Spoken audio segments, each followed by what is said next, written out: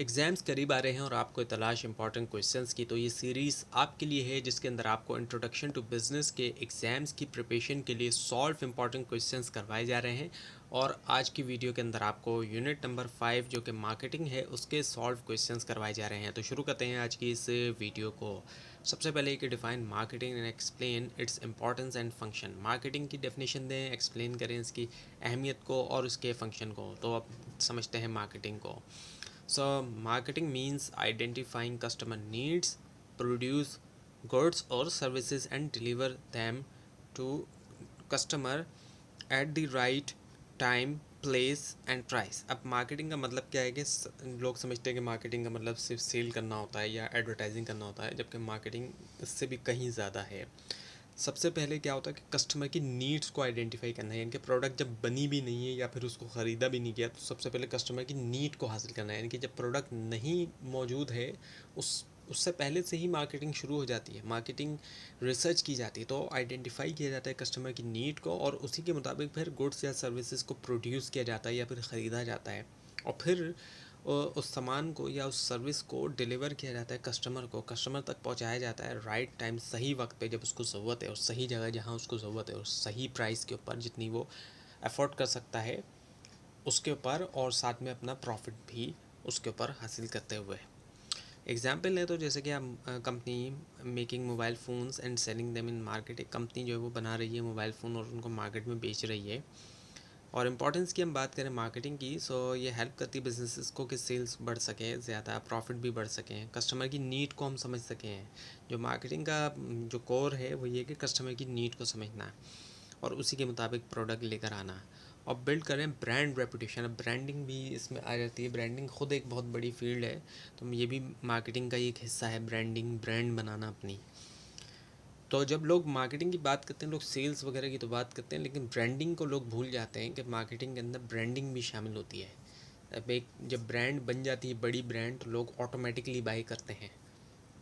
तो एक software drink company जैसे कि बन गई पॉपुलर मार्केटिंग कैंपेन्स के ज़रिए, तो मार्केटिंग कैंपेन्स के ज़रिए उसको पॉपुलर बनाया जाता है, उसकी ब्रांड जो है वो वैल्यू बढ़ाई जाती है, बनाई जाती है।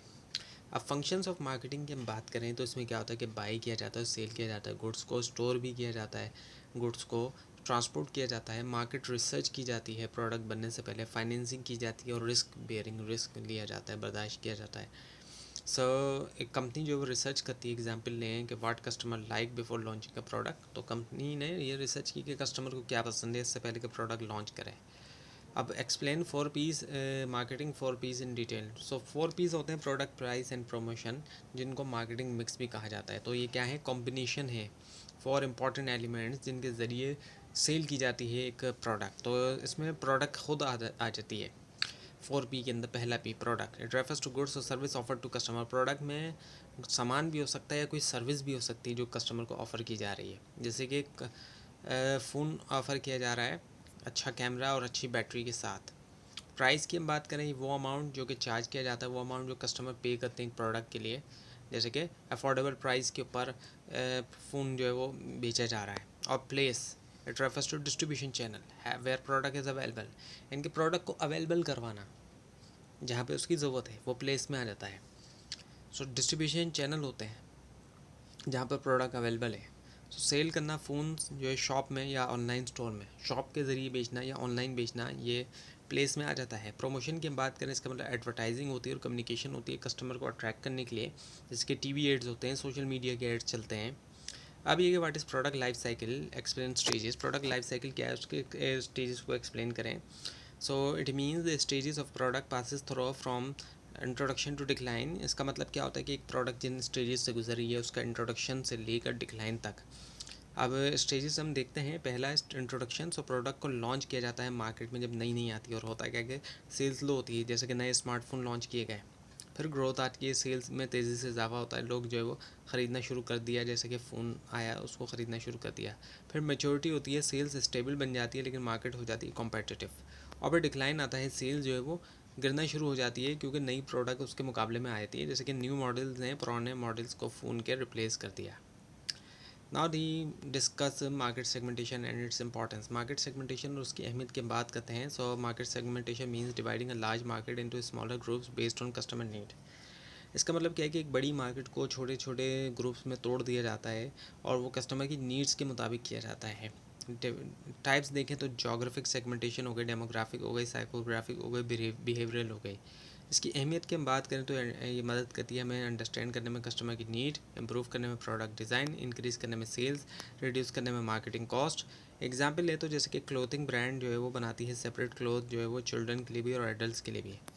एक्सप्लेन अगर हम देखें एक्सप्लेनेशन चैनल ऑफ डिस्ट्रीब्यूशन की, तो उसमें चैनल ऑफ डिस्ट्रीब्यूशन का मतलब ये होता है कि वो पैथ, वो रास्ता जिसके ज़रिए गुड्स जो है वो मूव करते हैं प्रोड्यूसर से कंज्यूमर तक, प्रोड्यूसर से निकल कर कंज्यूमर तक पहुंचते हैं चैनल ऑफ डिस्ट्रीब्यूशन के ज़रिए। और इसमें हम देखें तो कंज्यूमर गुड्स चैनल होते हैं। कंज्यूमर गुड्स का जो चैनल है उसमें प्रोड्यूसर से होलसेलर तक पहुंचा, फिर रिटेलर तक और फिर कंज्यूमर तक। जैसे कि सॉप बेचा जाता है शॉप्स के थ्रू। इंडस्ट्रियल गुड्स का से चैनल होता है, प्रोड्यूसर से डायरेक्ट इंडस्ट्रियल बायर तक पहुंचता है, जैसे कि मशीनरी डायरेक्टली बेची जाती है फैक्ट्रीज़ को।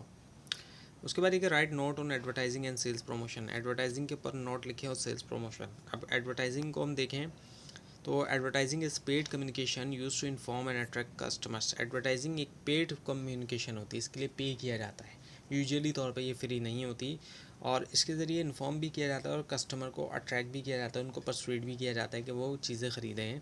एग्जाम्पल लें तो जैसे कि हम टीवी एड्स देखते हैं शैम्पू के या फिर बाकी चीज़ों के भी। और सेल्स प्रमोशन की हम बात करें तो short term incentive to increase sales. इसमें सेल्स प्रमोशन में क्या किया जाता है कि कुछ इंसेंटिव दिया जाता है कस्टमर्स को ताकि सेल्स को बढ़ाया जाए, जैसे कि उनको डिस्काउंट दिए जा रहे हैं, जैसे कि 50% ऑफ, इस तरह के डिस्काउंट होते हैं। या फिर फ्री सैम्पल्स दिए जाते हैं कि फ्री में सैम्पल दे दिया उनको, ताकि अगर उनको प्रोडक्ट फिर अच्छी लगेगी तो वो ख़ुद से बाय करने आएंगे। और इसके अलावा by one get one free ये भी ऑफ़र होती है कि एक ख़रीदो एक फ्री। अब ये कि explain role of wholesaler, retailer and middle man. अब ये तीनों जो है इनका क्या रोल है, जितने भी मिडिल मैन हैं। तो होलसेलर की हम बात करते हैं, so buy goods in bulk and sell to retailer. बहुत बड़ी क्वांटिटी में ख़रीदते हैं उस रिटेलर्स को बेचते हैं। और एग्जांपल है तो जैसे कि होलसेल मार्केट हम देखते हैं बहुत सी कराची के अंदर हमें दिखाई देती है, ओल्ड सिटी एरिया की तरफ ख़ास तौर पे हमें दिखाई देती है। रिटेलर्स की हम बात करें, sell good directly to customer. ये लोग क्या करते हैं, होलसेलर से ख़रीदते हैं या फिर कंपनीज वगैरह से और कस्टमर को बेचते हैं। जैसे कि लोकल शॉप्स होती है, मोहल्ले वगैरह में भी हम देखते हैं इस तरह की जो वो दुकानें दिखाई देती हैं हमें। रेजिडेंशियल एरियाज़ में भी हमें रिटेलर्स दिखाई देते हैं। इसके अलावा मिडिल मैन की हम बात करें, कनेक्ट करते हैं प्रोड्यूसर और कंज्यूमर्स को। और इनके रोल की हम बात करें तो डिस्ट्रीब्यूशन होती है गुड्स की, ये रिड्यूस करते हैं मार्केटिंग बर्डन और प्रोवाइड करते हैं मार्केट इन्फॉर्मेशन। अब ये explain pricing strategies and pricing decision. Pricing strategies और प्राइसिंग डिसीजंस को हम देखते हैं। So pricing strategies are method use to set product prices. Pricing strategies वो मेथड होते हैं जिनके ज़रिए सेट किया जाता है प्रोडक्ट के प्राइजेस को। और इसमें अगर हम देखें मुख्तलिफ, तो कॉस्ट बेस्ड प्राइसिंग होती है जहाँ पर कॉस्ट के साथ प्रॉफिट ऐड रख के प्राइस चार्ज किया जाता है, यानी कि अपनी जितनी कॉस्ट आई उसके ऊपर प्रॉफिट ऐड करके प्राइस हम सेट कर लेते हैं। मार्केट बेस्ड प्राइस होती है जहाँ पर प्राइस को कॉम्पिटिटर्स को सामने रखते हुए सेट किया जाता है। पेनिट्रेशन प्राइस होती है जिसमें लो प्राइस चार्ज किया जाता है जब नई प्रोडक्ट लेकर आ रहे हैं मार्केट में। इसके अलावा स्कीमिंग प्राइस होती है, हाई प्राइस होते हैं नई प्रोडक्ट के लिए, ऐसा भी होता है। तो एग्जाम्पल है तो जैसे कि new mobile phone launch as at low price to attract customer. जैसे कि नया फ़ोन लॉन्च किया गया लो प्राइस के ऊपर कस्टमर को अट्रैक्ट करने के लिए। और एक ये भी इसकी उलट भी होती है कि नए मॉडल जो आता है फ़ोन का वो महंगा होता है और बाद में जब वो पुराना होता है तो वो सस्ता होता है, वो फिर स्कीमिंग होती है। अब ये कि what is warehousing. Warehousing क्या एक्सप्लेन करें, इसकी टाइप्स, फंक्शंस और advantages. So warehousing means storing goods safely until they are needed. Warehousing का मतलब क्या है कि गुड्स जो है वो सेफ रहें जब तक उनकी ज़रूरत ना हो।